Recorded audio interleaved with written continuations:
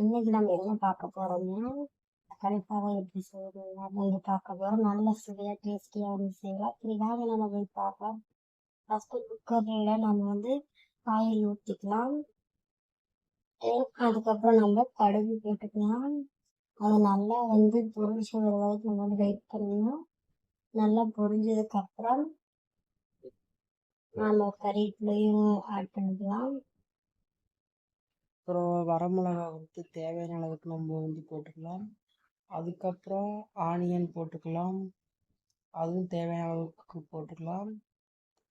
அது நல்லா பச்சை வாடை போகிற மாதிரி நல்லா வணக்கிட்டு, அதுக்கப்புறம் கொஞ்சம் பாருங்கள் லைட்டாக கொஞ்சம் நிறம் மாறும் பாருங்கள். லைட்டாக கொஞ்சம் ஒரு ரெட்டிஷ் மாதிரி கொஞ்சம் நிறம் மாறும். நிறம் மாறினதுக்கப்புறம் நம்ம தக்காளி பழத்தையும் வந்து ஆட் பண்ணிக்கலாம். அதே மாதிரியே இதையும் வந்து நல்லா வந்து வணக்கி வந்து விட்டுக்கலாம். தக்காளி பழத்தையும் நல்லா போட்டு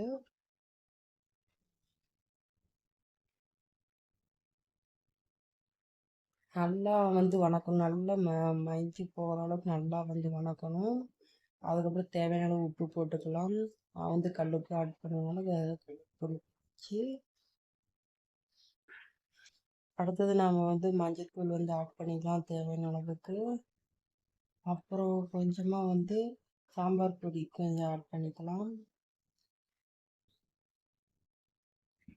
அதையும் நல்லா கிளறி விட்டுக்கலாம். அப்புறம் கொஞ்சம் தண்ணி கொஞ்சம் ஆட் பண்ணிக்கலாம். லைட்டாக தண்ணி ஆட் பண்ணி நல்லா வணக்கி விட்டுடணும்.